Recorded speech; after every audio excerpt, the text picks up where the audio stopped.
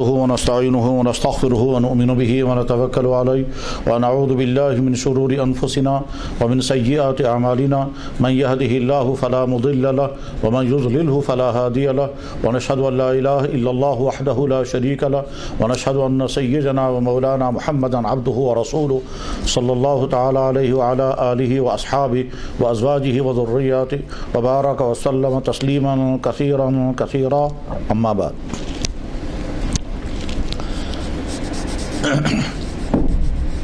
میرے بہت قابل احترام دینی بھائیوں اور دینی بہنوں، سب سے پہلے آپ تمام حضرات کو بہت مبارک، بہت ہی زیادہ مبارک، اس وجہ سے کہ آپ ایک ایسا عمل انجام دینے کا ارادہ کر رہے ہیں جس کی چاہت ہر ایمان والا، چاہے کتنا ہی کمزور ایمان والا کیوں نہ ہو، ساری زندگی ہوتی ہے. اور لاکھوں انسان وہ ہیں جو یہ خواب لے کر دنیا سے رخصت ہو گئے اور یہ خواب ان کا پورا نہیں ہوا. یاد رکھنا چاہیے، بیت اللہ کی حاضری، مدینہ طیبہ کی حاضری نہ عبادت کے بل پر ہو سکتی ہے، نہ دولت کے بل پر، نہ عہدوں کے بل پر، نہ حکومت کے بل پر، کسی بل پر نہیں. یہ صرف اور صرف اللہ کا فیصلہ اور اللہ کا انعام ہوتا ہے. اور جب اللہ کا انعام اور اللہ کا فیصلہ نہ ہو تو سب کچھ ہونے کے باوجود آدمی محروم رہتا ہے.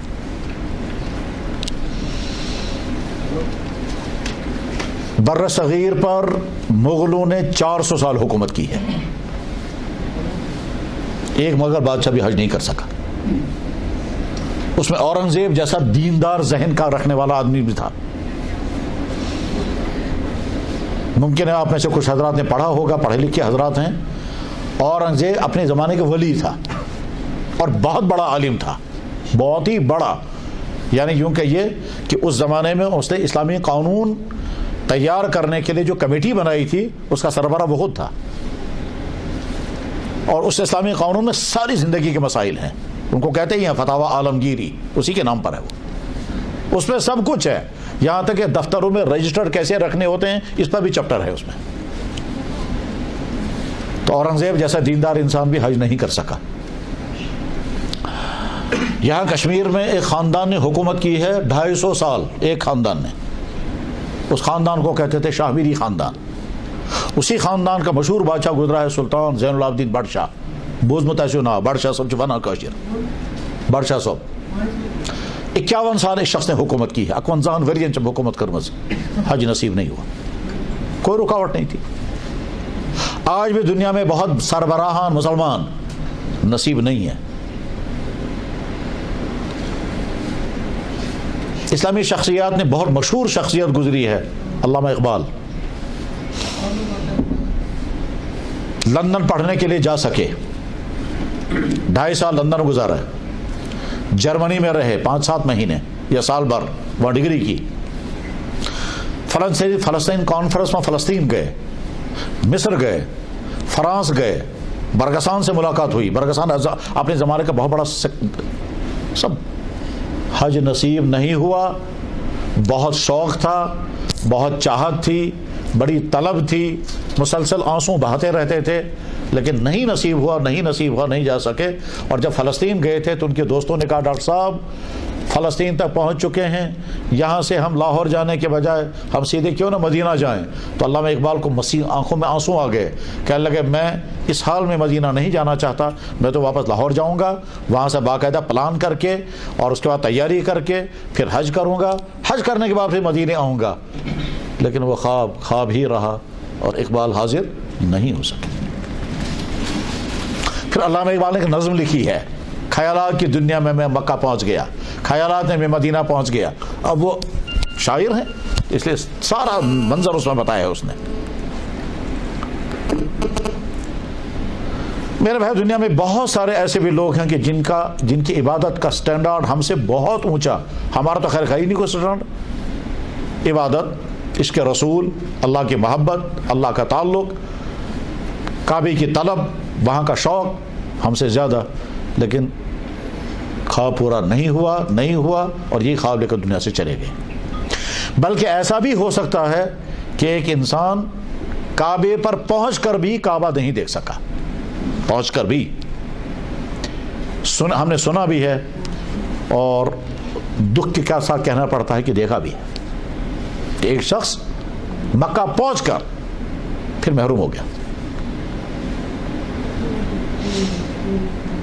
مجھے یاد ہے ایک مرتبہ ہم مکہ مکرمہ میں تھے، حج ختم ہو گیا، اس کے بعد ایک صاحب کشمیری پلوامہ سائڈ کے خادم الحجاج تھے، وہ آ کر کہنے ایسا شو مسئلہ، مطلب بس کیا مسئلہ؟ اب وہ کہتا ہے ہمارے ساتھ ایک حاجی صاحب ہیں، اپنی ماں کے ساتھ ہیں، ہم پہلے مدینہ گئے، مدینہ سے مکہ کے لیے چلے، راستے میں اس کو کوئی پریشانی ہو گئی، پریشانی آ سکتی ہے، کوئی پریشانی ہو گئی، وہ اس حال میں مکہ مکرمہ پہنچا کہ سشونا بسد خدای سے روشت۔ اچھا پھر کہنے لگے حج کا وقت آ گیا، تمام لوگوں نے احرام باندھے، وہ ہوٹل سے باہر نہیں نکلا، کھانے کعبہ بھی نہیں گیا، اپنی ماں کو بھی نہیں جانے دیا، حج کا زمانہ ختم ہو چکا ہے، اب ہم پوچھنے آئے ہیں یہ امس کیا کرو، میں تو بس امس کیا کروں گا، تو اب کیا کرو گے اسے؟ اس نے بتایا یہ پلوامہ سائڈ کا ٹیچر تھا، یہ کیسے اللہ نے محروم کر دیا، وہاں پہنچ کر بھی اندر نہیں آنے دیا۔ اب دیکھو الخان کیا سے خدا کیا اس کو ایسے تھی، اسے خدا سے ہمارا ایسے کیا ہوئی ہے۔ غرض یہ کہ مکہ مکرمہ کی حاضری صرف اللہ کا احسان ہے۔ آدمی کو یہ گمان نہیں آنا چاہے بس پونسور، آدمی کو یہ گمان نہیں آنا چاہے میں علم والا ہوں، آدمی کو یہ گمان نہیں ہونا چاہے میں عبادت والا ہوں، اللہ کے گمان ہے میں عشق رسول والا ہوں، کسی کوئی چیز نہیں، صرف اوپر والے کا فیصلہ ہے۔ ہر آدمی کی ہر چیز یہیں رہ جاتی ہے اگر اوپر کا فیصلہ نہیں آئے گا۔ بے شمار شخصیات کشمیر میں گزرے ہیں، مخدوم صاحب رحمہ اللہ تعالی، ٹھیک ہے، اتنی عظیم شان شخصیت لیکن حج نہیں کر سکے۔ کیا کمی رہی ہوگی عشق رسول میں، کیا کمی رہی ہوگی ان کی عبادت میں، اور کیا کمی رہی ہوگی ان کے کمالات میں، لیکن نہیں تھا مکمل۔ کیا ہم یہ کہیں گے کہ ان کو شوق نہیں تھا؟ نہیں کہہ سکتے۔ تو غرض یہ کہ نہ دولت، نہ عبادت، نہ عشق رسول، کوئی چیز نہیں، وہاں تو صرف اوپر کا فیصلہ آ گیا، فیصلہ تو ٹھیک، نہیں تو نہیں۔ لہذا آپ کو حضرات کو بہت ہی مبارک، بہت ہی زیادہ مبارک، آپ کا ارادہ ہوا، تیاریاں چل رہی ہیں، تیاریاں بہت مکمل ہونے کے قریب ہے، بہت جلد آپ کی سفر کا نظام انہوں نے بنایا ہوگا، جس طرح بنایا ہوگا، بہت ہی مبارک۔ اللہ تعالیٰ شانہ آپ کا یہ سفر جس کو پرانے زمانے میں کشمیری کہتے تھے، میں ویسے زیادہ کشمیری تو نہیں جانتا، آپ یہ حضرات سے تھوڑی تھوڑی سیکھی ہے، سنی ہے، پرانے زمانے کے پرانے سنن حج سفر کو زیوٹ کروٹ تبے میوٹ، آج نشو میں زیوٹ نشو میں کروٹ، زیوٹ کہاں رہا؟ صبح کو یہاں سے بیٹھتے شام دوپہر کو جدہ پہنچ جاتے ہیں، تو اب کہاں رہا زیوٹ؟ وہ تو پہلے زمانے میں 3 مہینے لگتے تھے، بلکہ پہلے زمانے میں جو حج کے لیے نکلتے تھے، کہا سنا ماں پتہ نہیں ایسا مقدر واپسی حقوہ یہ کتنا پراپرٹی تقسیم کر کے لوگ جاتے تھے، اور بے شمار واپس ہی نہیں آتے تھے، ان کا پتہ بھی نہیں چلتا تھا، سال ہر سال کا پتہ چلتا تھا وہ مر چکا ہے۔ ایک دور وہ بھی گزرا ہے مغلوں کے زمانے میں، وہ مہینوں لگتے تھے پہلے۔ یہاں ایک زمانہ تھا، یہاں سے سری نگر سے بسوں میں جانا ہوتا تھا جموں، پھر جموں سے ٹرین میں پہنچتے تھے 3 دن لگتے تھے بامبے، پھر بامبے میں سابو صدیق خانے میں 1 ہفتہ، پھر وہاں سے شپس میں لگتے تھے 15 دن، پھر پہنچتے تھے جدہ، پھر جدہ میں 2-3 دن، پھر وہاں سے اونٹوں کی گاڑیوں میں چلنا ہوتا تھا، 3 دن لگتے تھے مکہ پہنچتے ہوئے، اور اس کے بعد پھر مکے میں ہر آدمی کو پانی ساتھ لے کر چلنا ہوتا تھا، عرفہ تو میدان تب وہ تھا۔ آج تو فیسلٹیز ہے جناب، جوس، کولڈ ڈرنکس، اے سی گاڑیاں، اے سی ہوٹل، سب کچھ، یعنی ہم تو قالینوں پر بھی جوتا پہن کر بیٹھے ہیں۔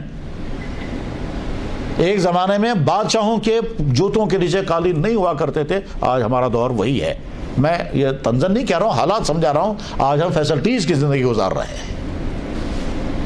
تو آج زیوٹ بھی نہیں رہا، کروٹ بھی نہیں رہا، آج تو میوٹ ہی میوٹ ہے صرف۔ تو سفر بہت مبارک آپ حضرات کو، اللہ تعالیٰ اس سفر کو آپ کے لیے کو بہت مبارکبادی کا ذریعہ بنائے۔ حضرات اللہ تعالیٰ کہتے ہیں میں تمہارا رب ہوں، میں مالک اور خالق ہوں، میرا حق ہے تم پر کہ میرے گھر کی حاضری دو۔ یہ میں ترجمہ کر رہا ہوں، آیت اس طرح سے وَلِلَّهِ عَلَى النَّاسِ حِجُّ الْبَيْتِ مَنِ اسْتَطَاعَ إِلَيْهِ سَبِيلًا، تم میں سے جس کے پاس مالی سورسز ہوں اس کے ذمہ لازم ہے، اللہ کا حق ہے کہ وہ اس کے گھر کی حاضری دے. یہ تو اللہ حاکمانہ انداز ہے، اللہ حاکم ہے، کہنے کا حق ہے اللہ کو. لیکن جناب رسول اکرم صلی اللہ علیہ وسلم نے اس کو دوسرے انداز سے محبت کے ساتھ فرمایا، انعام بیان کرتے ہوئے. انعام کیا فرمایا؟ من حج، بخاری شریف میں مشہور حدیث، من حج ولم یرفث ولم یفسق رجع کیوم ولدت امہ. جس نے حج کیا اور کوئی گناہ نہیں کیا، جس نے حج کیا اور کوئی گناہ نہیں کیا. گناہ کی کئی قسمیں ہیں. ایک گناہ ہوتا ہے وہ جس کا تعلق مرد اور عورت کے درمیان کے معاملات سے ہوتا ہے، اور ایک گناہ ہوتا ہے وہ جس کا تعلق زبان سے، ایک گناہ ہوتا ہے وہ جس کا تعلق مالی معاملات سے ہے. تو اللہ فرما رہے ہیں، اللہ کے نبی فرما رہے ہیں، من حج، جس نے حج کیا، ولم یرفث، اس نے وہ گناہ نہیں کیا جو مرد اور عورتوں کے درمیان ہو سکتے ہیں، ولم یفسق، اور دوسرا وہ گناہ نہیں کیا جو مالی معاملات یا رویوں کا گناہ، رویوں کا گناہ.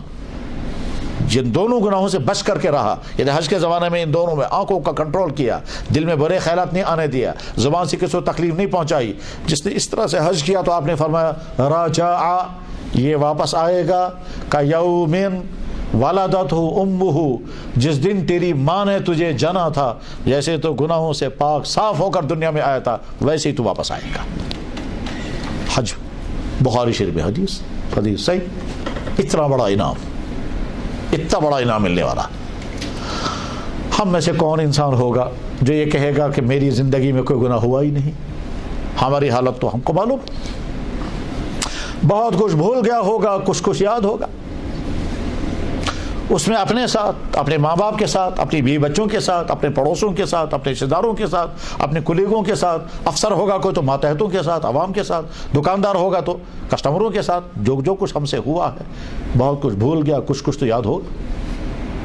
تو کیا فرما رہے ہیں؟ سب معاف. ہاں ایک بات ذہن میں رہنی چاہیے، اگر کسی کا مالی حق میرے ذمہ ہے تو مالی حق میں کھا کر کے پھر کہوں گا حج کر کے وہ معاف نہیں ہوگا، وہ تو دینا پڑے گا. تو بہت بڑا انعام ملنے والا ہے، بلکہ کہیے زندگی کا سب سے بڑا انعام.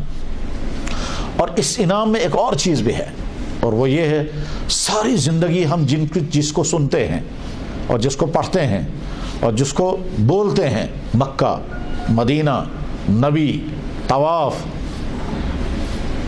جب ہم پڑھتے ہیں سیرت تو ظاہر مکہ اور مدینہ آئے گا اس میں. جب ہم پڑھتے ہیں اللہ کا قانون تو مکہ مدینہ آتا ہے. تو جس کو ہم زندگی بھر پڑھتے رہے، بولتے رہے، سنتے رہے، اس کو اپنی آنکھوں سے دیکھیں گے. یہ ہے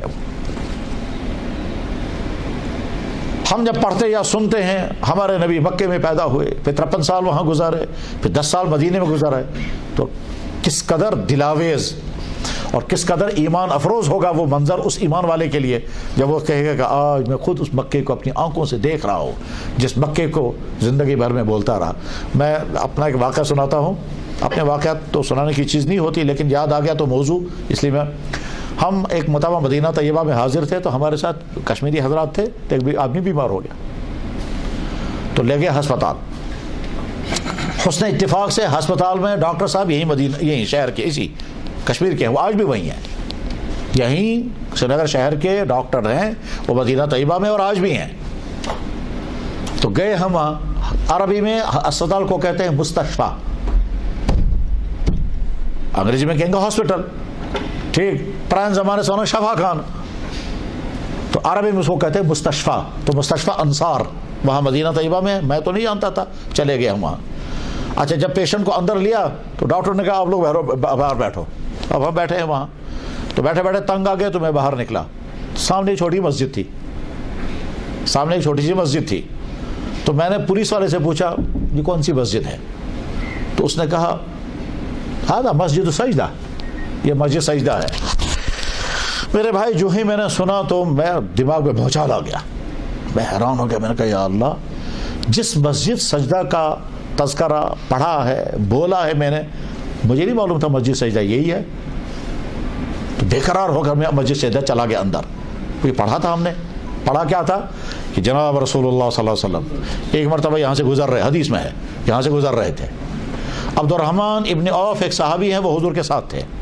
یہ اس وقت ویران جگہ تھی، یا باغ ہوگا یا کھیت ہوگا، بہرحال کوئی آبادی وہاں تک نہیں تھی، کوئی کنسٹرکشن نہیں تھا، کوئی بلڈنگ نہیں تھی.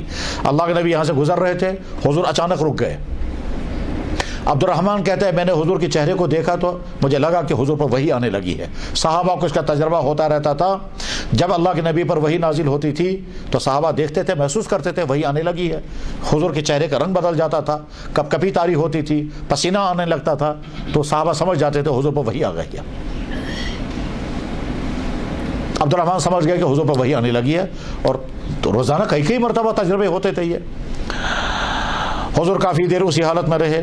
پھر جب وحی ختم ہو جاتی تو نارمل ہو جاتے تھے حضور. جب حضور نارمل ہو جاتے تو فوراً سناتے تھے کیا آیا اللہ کی طرف سے حکم. یہ صحابہ کو روز تجربے ہوتے رہتے تھے. درمیان میں یہ بات بھی یاد رکھ لیں کہ کسی نبی پر ساری زندگی میں 100 سے زیادہ مرتبہ وحی نہیں آئی ہے. اچھی طرح سنیں, کسی نبی پر 100 مرتبہ سے زیادہ ساری زندگی میں وحی نازل, کسی پر 10 مرتبہ, کسی پر 30 مرتبہ, کسی پر 40 مرتبہ, 100 سے زیادہ کسی نبی پر نہیں ہے. ٹھیک ہے, لیکن جناب رسول اکرم صلی اللہ علیہ وسلم پر 24,000 مرتبہ وحی آئی ہے. اس سے اندازہ کر سکتے ہیں کہ محمد رسول کا مقام کیا ہے. حضرت نوح علیہ السلام کی 950 سال زندگی گزری ہے نبی ہونے کی, اور ہمارے نبی کی صرف 23 سال. 950 سال میں وحی آئی ہے 10 مرتبہ, اور 23 سال کی زندگی میں وحی آئی 24,000 مرتبہ. یہ میں نے خود پڑھا ہے, تب میں بول رہا ہوں. تب عبد الرحمن کہتے ہیں کہ میں نے دیکھا حضور پر وحی آئی ہے. جب وحی کا کیفیت ختم ہو گئے تو حضور نے فوراً اللہ اکبر نماز کی نیت باندھ دی. عبد الرحمن کہتے ہیں کہ میں سوچتا رہا شاید اللہ نے کوئی حکم دیا ہوگا, اس لیے حضور نے نماز شروع کر دی. حالانکہ نماز پڑھنے کی جگہ نہیں تھی, نماز پڑھنے کا وقت بھی نہیں تھا. حضور نبی علیہ السلام نے جب نماز یہاں پڑھی تو سجدہ بہت لمبا کیا, بہت لمبا. ہمارے آج کے عالموں میں سے ایک عالم ہے, بہت بڑے عالم ہے, وہ نام آپ نے خوب سنا ہوگا ان کا.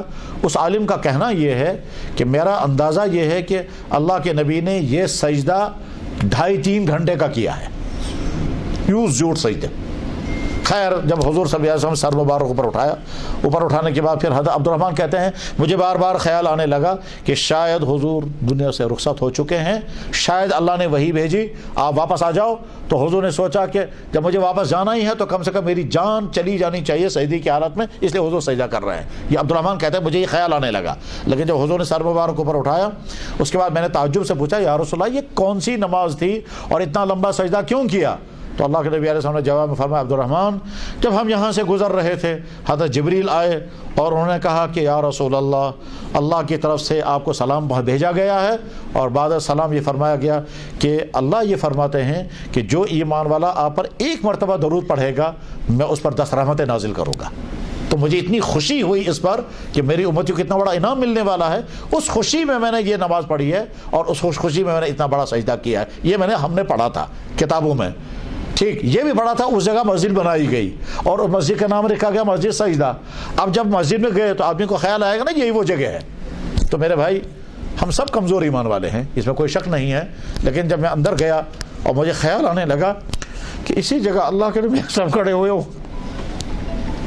اسی جگہ اللہ کے نبی کھڑے ہوئے ہوں گے, اسی جگہ وہ سجدہ کیا ہوگا, وہ اتنا 2.5-3 گھنٹے کا سجدہ, اور ہم جیسے انسان یہاں اس وقت کھڑے ہیں.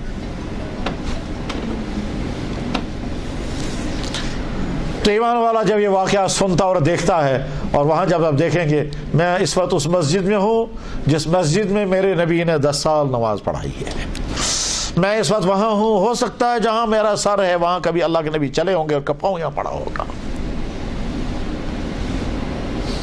اس کا نتیجہ کیا ہوتا ہے؟ ایمانی کیفیت بڑھ جاتی ہے. جب آپ مکہ مکرمہ میں ہوں گے آپ کو کیا بتائے گا وہ ہے پہاڑی کستن کاشر سے نہ بچانی ہے سلیمان ٹین, ٹھیک, دور سے وہ ہے. اسی طرح سے کوئی دکھائے گا وہ ہے پہاڑی, یہ پہاڑی وہ ہے جس کا اوپر غار ہرا ہے. اسی غار ہرا میں ہمارے نبی 4-5 سال تک رہے, اور حضرت خدیجہ کھانا لے کر جاتی تھی. کھانا کیا؟ 70 کھجوریں پہنچا کے آتی تھی, اور حضور وہاں کئی دن رہتے تھے.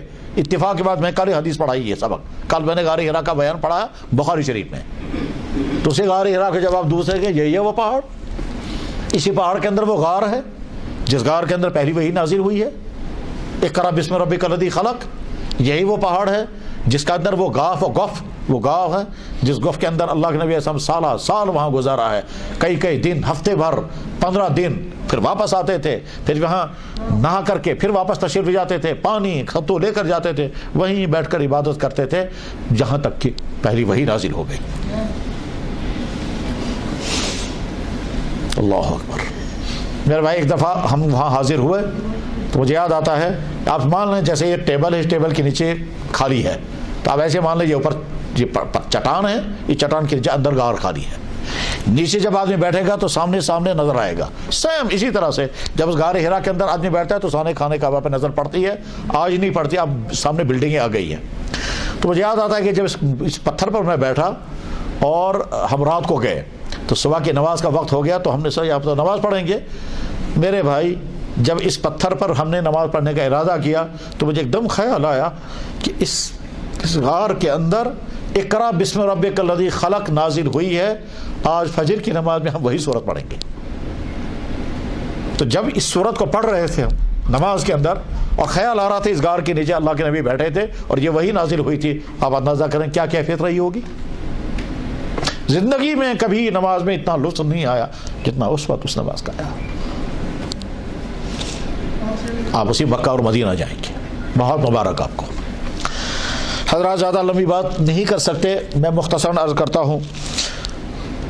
دنیاہس مز کانٛہہ عبادت ہیکو کُنہِ جایہِ تہِ کٔرِتھ، کانٛہہ عبادت کُنہِ جایہِ ہیکو کٔرِتھ، نماز، روز، تلاوت، قربانی، صدقہ، خیرات، سب کچھ ہر جگہ کر سکتے ہیں، لیکن تین عبادتیں ایسی ہیں وہ کہیں نہیں کر سکتے، وہ کعبے میں ہی ہیں، ایک حج، ایک عمرہ اور ایک طواف، یہ اور کہیں نہیں ہوگی۔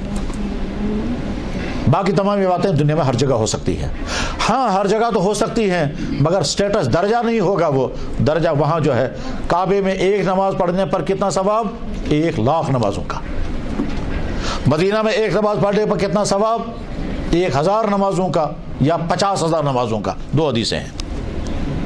ایک حدیث میں ہے مدینہ شریف میں ایک نماز ادا کرنا ثواب 1,000 نمازیں، ایک حدیث میں ہے مدینہ شریف میں ایک نماز پڑھنے پر ثواب 50,000 نمازوں کے برابر، دو حدیثیں ہیں۔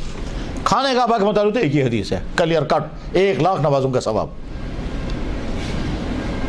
اس کا مطلب اگر ہم نے ایک جمعہ وہاں پڑھا 1,00,000 جمعہ، اللہ اکبر اللہ اکبر۔ ظاہر سی بات ہے اگر ہم زندگی کے حساب لگائیں گے، بہت لمبی عمر ہوگی، 80-90 سال ہوگی، تو 1,00,000 جمعہ تو پھر بھی نہیں پڑھ سکیں گے۔ ٹھیک، مکہ اور مدینہ جانا ایمان کی زیادتی کا ذریعہ بھی ہے، عبادت کی قبولیت کا ذریعہ بھی ہے، دعاؤں کے قبول ہونے کی جگہ بھی ہے، اور دعاؤں کے قبول ہونے، اللہ اکبر۔ حضرت عبداللہ بن عباس رضی اللہ تعالیٰ عنہ خانہ کعبہ کے اس کونے کے ساتھ چمٹے ہوئے دعا کر رہے تھے جس جگہ کو کہتے ہیں ملتزم۔ ملتزم کو خانہ کعبہ کے دروازے اور حجر اسود کے درمیان کا پورشن، تاچانا ملتزم، اس ملتزم میں پکڑے ہوئے دعائیں کر رہے تھے۔ جب واپس نکلے تو آنسو گر رہے تھے، تو ان کے شاگرد نے پوچھا نہیں، عبداللہ ابن عباس نے خود ہی فرمایا اس جگہ میں نے اللہ کے نبی کو دعا کرتے دیکھا، جب حضور واپس مڑے تھے تو ان کی آنکھوں سے بھی آنسو گر رہے تھے، عبداللہ ابن عباس کی آنکھوں سے آنسو گر رہے تھے۔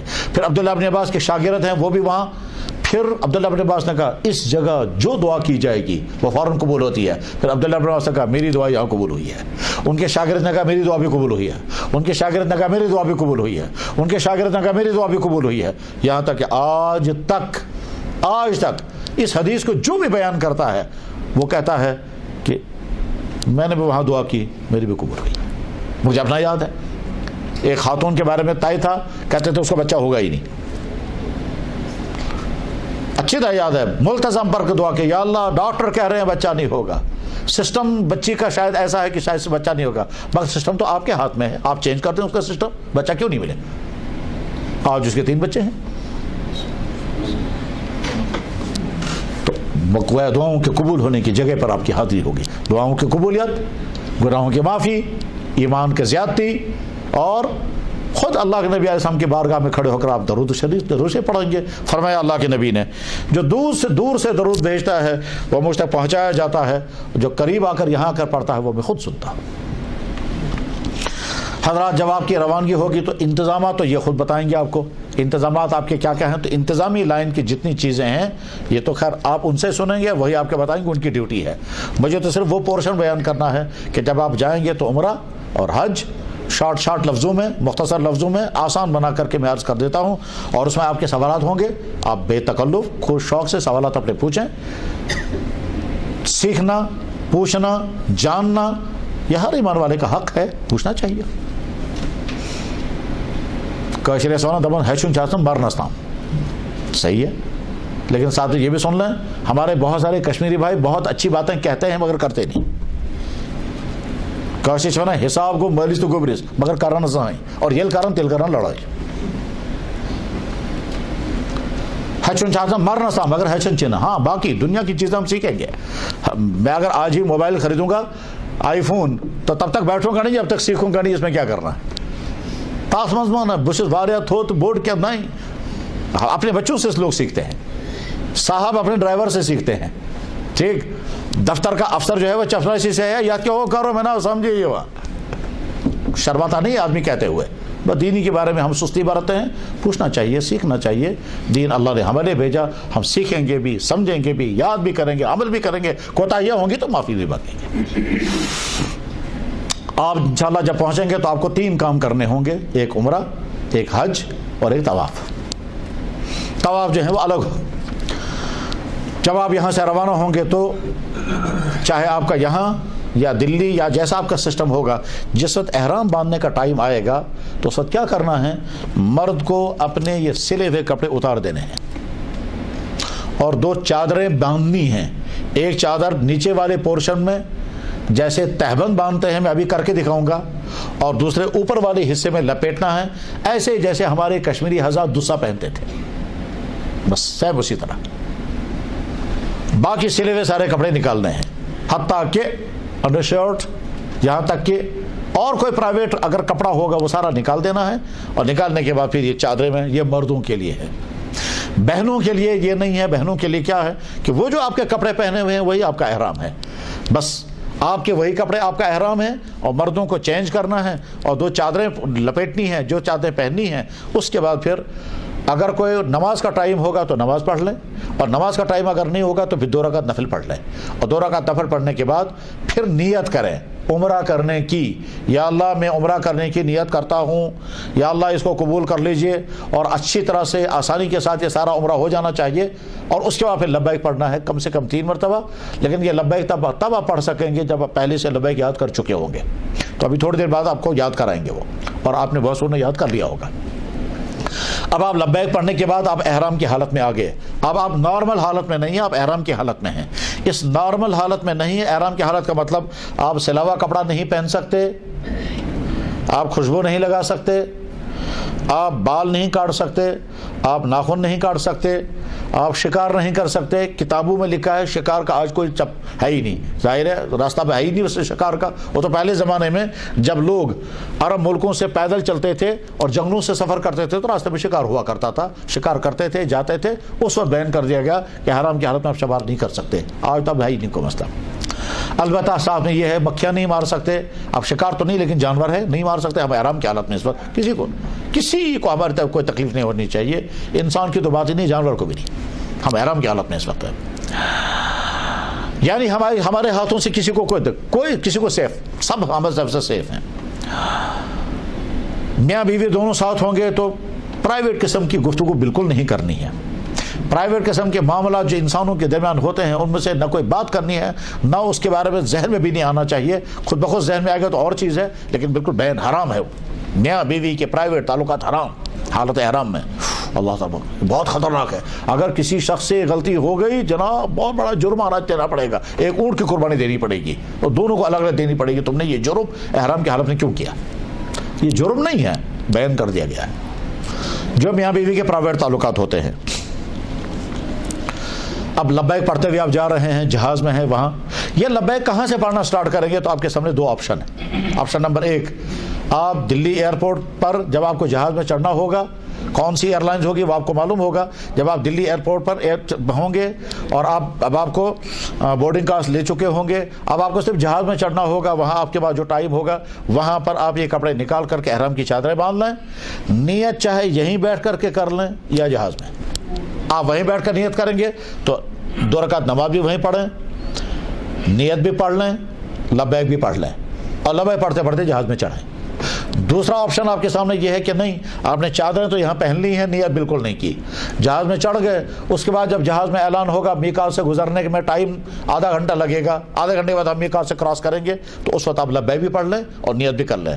ہو سکتا ہے اس وقت آپ کا وضو ہی ہوگا, کوئی حرج نہیں. آپ جہاز میں بیٹھے ہوئے ہوں گے, آنکھ لگ گئی, تھک گئے ہیں, وضو نہیں ہے, کوئی حرج نہیں. آپ اسی حال میں نیت کر لیں اللہم انی ارید العمرۃ فیسرہ لی, یا صرف شارٹ میں کہیں لبیک عمرہ, لبیک عمرہ. تو اس کے بعد پھر لبیک پڑھنا شروع کر دیں. آپ احرام کی حالت میں آ گئے اور اس کے بعد پھر جدہ میں جو بھی شیڈول وہاں کا ہے اس شیڈول کے مطابق وہاں سے گزریں گے, چاہے وہ 1 گھنٹہ لگے یا 10 گھنٹے لگیں, جو بھی وہاں ہوگا. اس کے بعد مکہ پہنچیں گے. مکہ مکرمہ پہنچ کر کے یا مدینہ طیبہ کا سفر ہوگا. سفر کیسا ہے آپ کا, مدینہ کا ہے مکہ کا؟ پہلے مکہ. تو مکہ مکرمہ پہنچ کر اپنے ہوٹل میں اپنا سامان اپنے کمرے میں, اور اس کے بعد چاہے اسی وقت عمرہ کرنے کے لیے نکلیں یا تھوڑا آرام کریں, کوئی حرج نہیں. آرام کریں گے جتنی دیر چاہیں آرام کریں, لیکن سارا مشورے کے ساتھ, میٹنگ کر کے. لوگ تھکے ہوئے ہوتے ہیں کیونکہ آج کے زمانے میں اگرچہ لوگ جہاز میں سفر کرتے ہیں, مگر پہلے زمانے میں پیدل چل کر کے جتنا تھکتے تھے آج جہاز میں اتنا ہی تھکتے ہیں. وہ بالکل ایگزاسٹ ہو چکے ہوتے تھے چل کر, آج جہاز سے چل کر کے جب جاتے ہیں تو اتنے تھکے ہوئے ہوتے ہیں. آرام کر لیں. اس کے بعد جب آپ عمرہ کرنے کے لیے نکلیں گے تو کیا ہوگا, زبان پر لبیک, سامان آپ کا ہوٹل میں ہے, آپ کے ہاتھ میں صرف موبائل ہوگا اور اس کے علاوہ تھوڑے سے کچھ پیسے ریال رکھے ہوں گے, بس اس کے علاوہ اور آپ کا کچھ نہیں ہے. جب آپ احرام باندھیں گے تو احرام باندھنے کا طریقہ میں الگ سے بتاؤں گا انشاءاللہ. تو اس کے بعد مکہ مکرمہ پہنچے, خانہ کعبہ کی طرف چلے, تو جب کعبے کے اندر داخل ہوں گے تو الگ سے کوئی عمل نہیں ہے. جو مسجد میں داخل ہونے کا عمل ہوتا ہے بسم اللہ والسلام علی رسول اللہ, بسم اللہ والسلام علی رسول اللہ. آسان لفظ میں کہیے, گونڈت پوری بسم اللہ الرحمن الرحیم, پت پر جو درود شریف, ہم پت پر سے اللہ مفتح لی ابواب رحمتک, بہتر چیز بسم اللہ درود شریف اللہ مفتح لی ابواب رحمتک. مردوں کے بھی یہی ہے, خواتین بہنوں کے لیے بھی یہی ہے. اندر جب داخل ہو گئے, اچھا یہ دعا اگر بھول گئے, یاد نہیں تھی, کوئی گناہ نہیں, آپ اندر چلتے رہیں گے یہاں تک کہ کعبہ شریف پر جب نظر پڑے گی, جہاں نظر پڑے گی وہیں رک جائیں, لیکن سائڈ پر, جہاں سے آپ چل رہے ہیں وہاں نہیں, کیونکہ جہاں سے چل رہے ہیں وہاں اگر رک جائیں گے تو وہاں سیکورٹی والے یا انتظام کرنے والے آپ کو ہٹا دیں گے اور کہیں گے آگے نکل جاؤ, یہاں راستے میں کھڑے مت ہو, کیونکہ وہاں تو ہجوم آ رہا ہوگا پیچھے سے. تو ہم سائڈ پر کھڑے ہو کر کے خانہ کعبہ کے پر نگاہیں رکھ کر کے خوب دیر, جتنی دیر ہو سکے دعائیں کریں. اس ٹائم دعائیں فوراً قبول ہوتی ہیں. پہلی نگاہ کعبے پر پڑے تو دعائیں فوراً قبول ہوتی ہیں. اور کہیں کہیں کتابوں میں یہ بھی لکھا ہوا ہے کہ اس کو دعا کرنی چاہیے, یا اللہ اس پورے حج میں مجھے بہت ساری دعائیں کرنی ہیں, توفیق ملے گی, ان تمام دعاؤں کے قبول ہونے کا فیصلہ بس اسی وقت کر دیجئے. یا اللہ پرمیشن تھا تو میں جم تے دعا اس حاجت میں کر تم کے سارے کو بس. اس کے بعد پھر آگے, اور اگر طویل دعا کر سکے تو بہت اچھا. ویسے یہ بات ذہن میں رکھیں, جو بھی آپ سے ملے گا وہ ضرور کہے گا ایسے کر جو دعا, ہمارے لیے بھی دعائیں کرنا. یہ تو ہے, یہ ہمارا کمال نہیں ہے, یہ اس جگہ کا اثر ہے کہ جناب والا آپ دنیا بھر کے کہیں کا بھی سفر کریں, کوئی نہیں کہے گا ہمارے لیے دعا کرو, چاہے آپ نیو یارک جائیں, واشنگٹن جائیں, ماسکو جائیں یا کہیں اور جائیں, کوئی نہیں. لیکن جو ہی آپ کا یہ پتہ چل گیا حج کرنے عمرہ کے لیے جا رہے تو ہر ایک آپ کے ساتھ محبت سے ملے گا. دون ہے میں وہ تجھو حاجس, میں وہ تجھو عمرہ, ایسے کر جو دعا. آپ نے وہاں سوچتا ہے یہ میرا, میں تو ابھی کچھ کیا ہی نہیں. یہ تو اس جگہ کا اثر ہے کہ جو ہی اس کے وہاں جانے کا ارادہ کیا میرا سٹیٹس ہی بدل گیا. حتیٰ کہ میں نے دیکھا, تعجب ہوا کہ آفس میں ہم گئے, بڑے تیز مزاج قسم کے افسر چپراسی, تو افسر سے کہتا ہے میں تو سچی قسم عمرہ, میں وہ سچی قسم عمرہ کرنے آناس ہے میں کر دیتا ہے خارا. میں حیران ہو کر سوچا رہا, میں نے کہا وہاں تو ہے یہ افسر, اور ہے افسر, مگر اس کے سامنے کہتے ہیں مت خریدا ہے خارا. یہی ہے, یہ اس جگہ کا اثر ہے.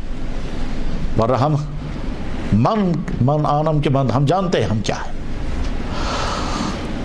بہر بھائی کعبے کے اندر آپ پہنچ گئے. اب آپ کو عمرہ کرنا ہے. عمرہ نام ہے 5 کاموں کا.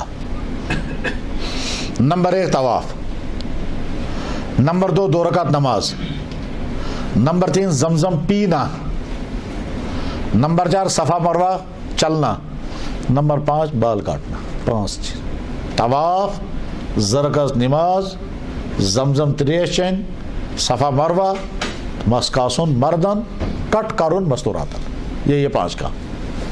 طواف، زرکت نماز، زمزم شرب ڈرنکنگ واٹر شمزم، اور صفا مروہ کٹ. یہی عمرہ ہے. یہ نہیں آنسر ذہن میں ہے کت روز یاد کت ہیکو کرت یوتا کی 7 چکر 2 رکعت نماز پچے زمزم 3 صفا مروہ کور بس 7 راؤنڈ 2 رکعت نماز زمزم 3 پت کور صفا مروہ واپس آئے کول حلق ختم. اتنا ہی ہے. تو آپ ان باتوں سے سمجھ لو گے بہت چھوٹا ہے، زیادہ لمبا نہیں ہے. بہت اچھا. جب طواف کا ارادہ کریں گے تو ہم کیا کریں گے؟ سب سے پہلے خانہ کعبہ کے اس کونے پر کھڑے ہوں گے جہاں حجر اسود ہے، تو بس دونوں ہاتھ یا ایک ہاتھ کر کے بسم اللہ اللہ اکبر اور استقبال کعبہ، تو کعبے کا استقبال کیا. پھر کہیں گے بسم اللہ اللہ اکبر والحمدللہ علی دین الاسلام. پھر اپنے ہاتھ کو بوسہ دیں گویا آپ نے حجر اسود کو بوسہ لے لیا. اس سے پہلے کر لیں یا اس کے بعد میں کر لیں کہ احرام کی چادر یہاں سے نکال کر یہاں. جناب پران زمان تو اتماس جو یہاں دسا پہنتے تھے تو کبھی دیکھا ہوگا گھروں میں وہ دسا یہاں سے نکالتے تھے. یہاں تو کرتے تھے، بس وہی کرنا ہے اور کچھ نہیں کرنا. تو یہ دسا یہاں سے نکال کر یہاں ڈالنا ہے. اچھا بیچ میں یہ بھی سمجھ لیں اگر کوئی آدمی احرام کے بجائے دسا پہن لے تو وہ بھی احرام بن جائے گا. اس کے لیے ضروری نہیں سفید کپڑا. اگر کوئی آدمی سردی کی وجہ سے بخار کی وجہ سے دسا ہی پہن لے اور یہ احرام یہ احرام بن جائے گا. خیر یہ بدل سے نکالا. اس کے بعد پھر طواف کرنا ہے. طواف نام ہے 7 راؤنڈ 7 چکر 7 مرتبہ کعبے کے چاروں طرف یہ ایک طواف بنتا ہے. ان 7 میں 3 چکروں میں اکڑ کر کے چلنا ہے اور یہ کندھا کھلا رکھنا ہے 7 کے 7 چکروں میں. اور جو ہی 7 چکر اینڈ ہو جائیں گے تو کندھا واپس لانا ہے. وہ بھی کر کے دکھاؤں گا میں. جب آپ چکر کرنے لگیں گے تو خاموش چلنا بھی جائز، دعائیں کرنے کی بھی اجازت، بلکہ بہتر. دعائیں کیا کریں گے کہ جو دعا آپ کو زبانی یاد ہوگی وہ بھی کر سکتے ہیں، کتاب سے دعائیں پڑھنا چاہیں وہ بھی پڑھ سکتے ہیں، کوئی ساتھی آپ کو دعا پڑھائے گا وہ بھی پڑھ سکتے ہیں. زبانی پڑھنا زیادہ بہتر ہے اور ساتھ میں ذہن میں بار بار خیال آنا چاہیے اس وقت میں چل رہا ہوں اس جگہ جہاں کبھی آدم، کبھی ابراہیم، تمام نبی اور سید النبیین محمد رسول اللہ بھی ہے اسی طرح سے چلے ہیں.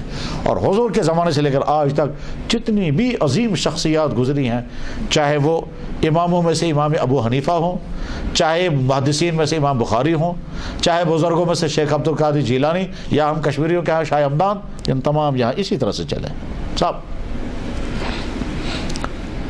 حضرت ابراہیم علیہ السلام 6000 سال پہلے گزرے ہیں. ابراہیم علیہ السلام جنہوں نے خانہ کعبہ تعمیر کیا تھا، اس سے خانہ کعبہ کی تعمیر کیا ہے وہ ایک الگ ہسٹری ہے. تو 6000 سال پہلے ابراہیم علیہ السلام نے جو عمل کیا تھا ہم وہی کر رہے ہیں آج. ان کے بیٹے اسماعیل نے کہا ہم بھی وہی کر رہے ہیں. اور جناب رسول اللہ صلی اللہ علیہ وسلم نے 1500 سال پہلے جو ہم بھی وہی کر رہے ہیں. اس کے بعد سے آج تک جتنے مسلمان لاکھوں نہیں کروڑوں بلکہ اربوں سب نے یہ عمل کیا ہوا ہے، ہم وہی عمل کر رہے ہیں. اسی زمین پر میرے پاؤں پڑ رہے ہیں جو زمین کبھی آدم کے پاؤں کا نظارہ کر چکی ہے، کبھی ابراہیم کے پاؤں کا نظارہ کر چکی ہے، اور وہ زمین جس نے محمد رسول اللہ کے پاؤں کو چوما بھی ہوگا، اسی زمین پر ہم چل رہے ہیں. اس زمانے میں سخت مٹی ہوگی، آج ماربل ہے، زمین وہی ہے. اس زمانے میں وہاں کیا رہا ہوگا؟ مٹی، ریت، مٹی اور ریت حضور کے زمانے میں. آج ماربل ہے، اور اس میں بھی کوئی شک نہیں کہ دنیا میں سب سے ٹاپ ماربل ورلڈ کا. یہ ٹاپ میں اس لیے کہہ رہا ہوں کہ خانہ کعبہ میں جس میں جو ماربل لگا ہوا ہے وہ ایک ایسا ماربل ہے 50 ڈگری کی گرمی پر بھی وہ ماربل گرم نہیں ہوتا، وہ ٹھنڈا ہی رہتا ہے. ایک ایسا ماربل ہے جو گرم نہیں ہوتا. اور ہم نے دیکھا وہ کہ یہاں سے ادھر جو ماربل ہے یہ بھی وائٹ، اندر ماربل وہ بھی وائٹ، یہ والا گرم ہو جاتا پاؤں نہیں رکھ سکتے اس پر، اور یہ والا گرم نہیں ہوتا ہے. یہ کوئی معجزہ نہیں ہے، یہ کوئی قسم ہی ایسی ہے ماربل کی، یہ کوئی معجزہ کی بات نہیں ہے. تو اندر وہاں ایسا ماربل بچھایا گیا ہے کہ تاکہ لوگ طواف کریں گے تو ان کے پاؤں جلنے نہیں چاہیے. اس لیے 50 ڈگری کی گرمیاں ہوں گی، اوپر سے دھوپ لگ رہی ہوگی، نیچے سے ماربل ٹھنڈا ہوگا. وہ والا ماربل ہے وہاں. تو اللہ کے نبی علیہ السلام کے زمانے میں تو ریت رہی ہے، آج ماربل ہے جگہ مگر وہی ہے.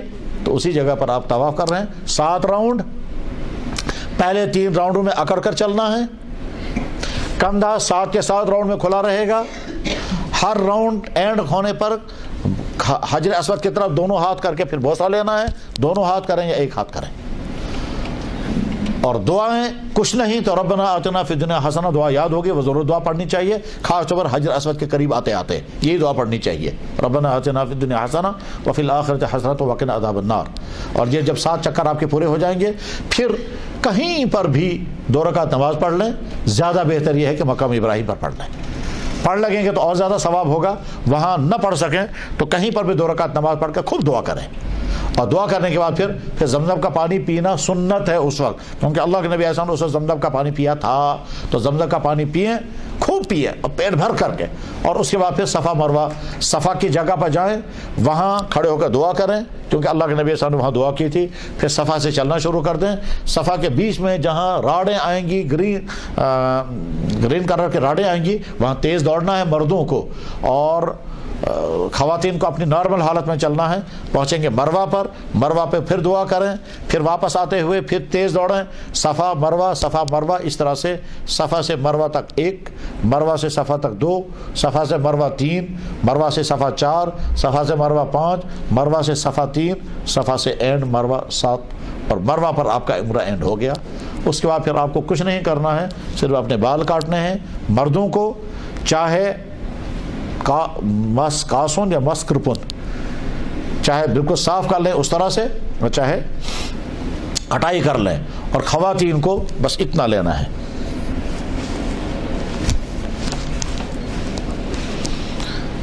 یعنی خواتین جو ہے وہ اپنے بال ایسے بچھائیں گے پیچھے، پھر ایک دوسرے کو کر سکتی ہے.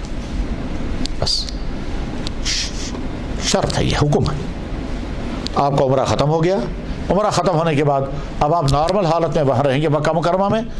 بس زیادہ سے زیادہ طواف کریں، زیادہ سے زیادہ نمازیں پڑھیں، دعائیں کریں. کچھ نہیں کر سکیں گے تو صرف خانہ کعبہ کو دیکھتے رہیں.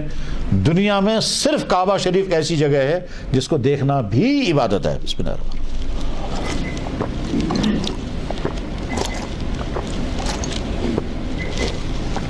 الرحمن الحمدللہ الحمدللہ الحمدللہ الحمدللہ. مجھے بیچ میں یاد آ گیا، یہ عرض کرتا ہوں، پانی مل جائے یہ نعمت، پی سکیں یہ دوسری نعمت. یہاں تک تو سب لوگ جانتے ہیں. اس سے آگے دیکھیے، پانی پینے کے بعد پیاس بجھ جائے یہ تیسری نعمت ہے. کیونکہ ایسا بھی ہو سکتا ہے کہ پانی پینے کے باوجود پیاس نہیں بجھے گی. میں ایک ایسے بیمار کو جانتا ہوں جس کی وفات ہو گئی ہے کہ 10 بالٹین پانی کے پینے کے باوجود بھی پیاس نہیں بجھتی تھی. ایک بیماری ہے یہ. 10 بالٹین تریش چن باوجود چھن تریش مکتا جو پام آپ بلت تریش جی. تو میں جب اس کو خبری، جب میں گیا مزاج پرسی کے لیے، میں تو اسے اللہ تعالیٰ پر کو بھروسہ تھا، وہ دعا کرو چتکر دعا اللہ تعالیٰ کری شفا. کہتا ہے سوری صحیح مگر کون چاہو تمہیں تریش امس نیچی دیت میں تریش گلاس میں تروہ اسس مس اخ زکات دپان ہے سوری صحیح مگر میں چاہو تریش گلاس مگر میں ترے. اللہ حفاظت میرے بھائی. آپ سوچیں 10 بالٹین پانی جس کی باڈی میں جائے گا وہ پانی کہاں جائے گا؟ تو ڈیوٹی یہی تھی، یہاں سے پانی کا گلاس لیا، وہاں سے باتھ روم، بس یہی رات دن 24 گھنٹے یہی مسئلہ. جو ہی آنکھ لگ گئی، منہ میں کانٹے پڑ گئے، آنکھ کھل گئی ہے میں چاہتا ہوں تریش. پھر سویا، نیند جو ہی منہ خشک ہو گیا، پھر آنکھ کھل گئی. تب منہ میں لعاب پیدا ہونا اللہ کی بہت بڑی مہربانی ہے. سمجھ میں تب آ جائے گا جب یہ لعاب پیدا ہونا بند ہو جائے گا اور منہ میں کانٹے پڑ جاتے ہیں. انسان کی خامیوں میں سے ایک بڑی خامی یہ ہے کہ نعمت کا وہ احساس نہیں کرتا ہے، جب نعمت چھن جاتی ہے تب پتہ چلتا ہے. ایک صاحب کو میں نے کہا کیا حال دپان اس چیز تو داری چھ سنا سو چیز پٲدٕ کرنہٕ خٲطرٕ چھُ مےٚ رٮ۪تس پٮ۪وان 10-15 ساس خرچ کرٕنۍ مےٚ دوٚپمَس یار مےٚ آو نہٕ سمجھ دپان یُس چیز تو دٲری چھُ سنان سو چیز پٲدٕ کرنہٕ خٲطرٕ چھُس بہٕ 10-15 ساس رٮ۪تس خرچ کران میں دپان یار میری سمجھ میں نہیں آیا کہنے کا تھوک ہم تھوک پھینکتے ہیں منہ میں تھوک پیدا ہونے کا سسٹم اگر ختم ہو جائے تو اس کے بعد پھر دوائیاں کھانی پڑتی ہیں تب بھی تھوک پیدا نہیں ہوتا. جنہوں نے میڈیکل پڑھا ہوگا وہ سمجھ جائیں گے کہ اللہ نے انسان کے منہ میں گلینڈز رکھے ہیں جن سے پانی نکلتا ہے. آب یون یہ اللہ کی مہربانی ہے. یہ سمجھ میں تب آئے گا جب پیدا ہونا بند ہوگا پھر پیاس ہی نہیں بجھتی ہے. یہ مجھے اس پر یاد آیا پانی پینے پر. بسم اللہ الحمدللہ الحمدللہ. قرآن شریف ہے نا اگر تم میری نعمتوں کو شمار کرو گے کر نہیں سکو گے. بھائی تعدوا نعمت اللہ لا تحصوها. میں نے ایک بھائی سے پوچھا یہیں شہر کے ہیں وہ میرے جاننے والوں میں ہیں آپ میں سے بھی کچھ لوگ جانتے ہیں ان کو. میں نے پوچھا کیا حال ہے تو کیا کہا اس نے اللہ کی نعمت کی ناشکری کی سزا بھگت رہا ہو. اللہ کی نعمت کی ناشکری کی سزا بھگت رہا ہو. میں نے کہا کیا ہوا کہنے لگے پیشاب بند ہو گیا پائپیں لگی ہیں. زندگی بھر پیشاب کرتے رہے کبھی شکر نہیں پڑا اب جب پائپیں لگ گئی اب پریشان ہیں. میں نے کہا اللہ تعالیٰ شفا عطا کرے. کچھ دن بعد میں نے سنا پائپیں کھل گئی تو میں نے کہا اب کیا حال ہے تو پھر سیم وہی جملہ بولا اللہ کی نعمت کی ناشکری کی سزا بھگت رہا ہو. میں تو بس یار میں وہ پائپیں چکاجمس دبنا تمہیں چکاجمس مطلب وہیں کیا تیرے ماتا دبن پیشاب ان کنٹرول ہو گیا. اس دن کنٹرول ہی تھا پہلے بند ہو گیا تو ایک سزا اب کھل گیا مگر ان کنٹرول ہو گیا. مطلب عثمان دبان جناب اکثر بچن چاچن ڈائپر تھے کنچم ڈائپر لوگ